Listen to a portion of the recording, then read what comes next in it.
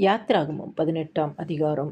தேவன் மோசேக்கும் தமது ஜனமாகிய இஸ்ரவேலுக்கும் செய்த யாவையும் கர்த்தர் இஸ்ரவேலை எகிப்திலிருந்து புறப்பட பண்ணினதையும் மீதியானில் ஆசாரியனாயிருந்த மோசேயின் மாமனாகிய எத்திரோ கேள்விப்பட்டபோது, மோசேயின் மாமனாகிய எத்திரோ மோசேயினாலே திரும்பி அனுப்பிவிடப்பட்டிருந்த அவன் மனைவியாகிய சிப்ரோலையும் அவளுடைய 2 குமாரரையும் கூட்டிக்கொண்டு பிரயாணப்பட்டான். நான் அந்நிய தேசத்திலே பரதேசியானேன் என்று மோசே சொல்லி ஒரு மகனுக்கு கெர்சோம் என்று பெயரிட்டிருந்தான். என் பிதாவின் தேவன் எனக்கு துணை நின்று பார்வோனின் பட்டயத்துக்கு என்னை தப்புவித்தார் என்று சொல்லி மற்றவனுக்கு எலியேசர் என்று பெயரிட்டிருந்தான்.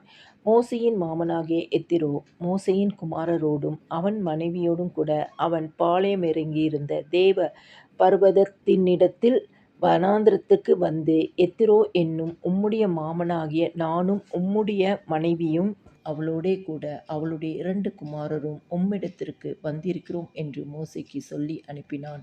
அப்பொழுது மோசே தன் மாமனாருக்கு எதிர்கொண்டு போய் அவனை வணங்கி முத்தம் செய்தான். ஒருவரை ஒருவர் சுகசெய்தி விசாரித்து கொண்டு கூடாரத்துக்குள் பிரவேசித்தார்கள்.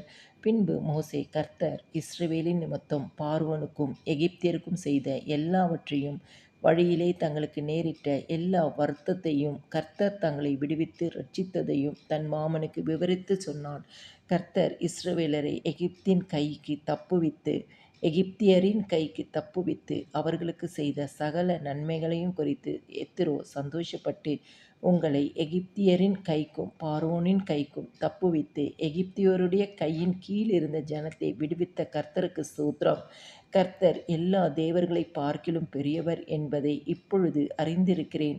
அவர்கள் இடும்பு செய்த காரியத்தில் அவர்களை மேற்கொண்டார் என்று சொல்லி, மோசேயின் மாமனாகிய எத்திரோ சர்வாங்க தகன பலியையும் மற்ற பலிகளையும் தேவனுக்கு கொண்டு வந்து செலுத்தினான். பின்பு ஆரோனும் இஸ்ரவேல் மூப்பர் அனைவரும் வந்து மோசேயின் மாமனுடனே தேவ சமூகத்தில் போஜனம் பண்ணினார்கள்.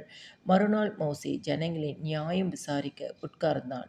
ஜனங்கள் காலமே துவக்கி சாயங்காலம் மட்டும் மோசேக்கு முன்பாக நின்றார்கள். ஜனங்களுக்கு அவன் செய்த யாவையும் மோசேயின் மாமன் கண்டு, நீர் ஜனங்களுக்கு செய்கிற இந்த காரியம் என்ன? நீ ஒன்றியாய் உட்கார்ந்திருக்கவும் ஜனங்கள் எல்லாரும் காலமே துவக்கி சாயங்காலம் மட்டும் உமக்கு முன்பாக நிற்கவும் வேண்டியது என்ன என்றான். அப்பொழுது மோசே தன் மாமனை நோக்கி, தேவனிடத்தில் விசாரிக்கும்படி ஜனங்கள் என்னிடத்தில் வருகிறார்கள். அவர்களுக்கு யாதொரு காரியம் உண்டானால் என்னிடத்தில் வருகிறார்கள். நான் அவர்களுக்குள்ளே வழக்கை தீர்த்து தேவ கட்டளைகளையும் அவருடைய பிரமாணங்களையும் தெரிவிக்கிறேன் என்றான். அதற்கு மோசேயின் மாமன், நீர் செய்கிற காரியம் நல்லதல்ல. நீரும் உம்மோடே இருக்கிற ஜனங்களும் தொய்ந்து போவீர்கள். இது உமக்கு மிகவும் பாரமான காரியம். நீர் ஒருவராய் அதை செய்ய உம்மாலே கூடாது. இப்பொழுது என் சொல்லைக் கேளும். உமக்கு ஒரு ஆலோசனை சொல்லுகிறேன். தேவனும் உம்மோடு கூட இருப்பார். நீர் தேவ சந்நிதியிலே ஜனங்களுக்காக விசேஷித்தவைகளை தேவனிடத்தில் கொண்டு போய் கட்டளைகளையும் பிரமாணங்களையும் அவர்களுக்கு வெளிப்படுத்தி, அவர்கள் நடக்க வேண்டிய வழியையும் அவர்கள் செய்ய வேண்டிய காரியத்தையும் அவர்களுக்கு தெரியப்படுத்தும். ஜனங்கள் எல்லாருக்குள்ளும் தேவனுக்கு பயந்தவர்களும் உண்மை உள்ளவர்களும் பொருளாசையை வெறுக்கிறவர்களுமான திறமையுள்ள மனிதரை தெரிந்து கொண்டு அவர்களை 1000 பேருக்கு அதிபதிகளாகவும் 100 பேருக்கு அதிபதிகளாகவும் 50 பேருக்கு அதிபதிகளாகவும் 10 பேருக்கு அதிபதிகளாகவும் ஏற்படுத்தும்.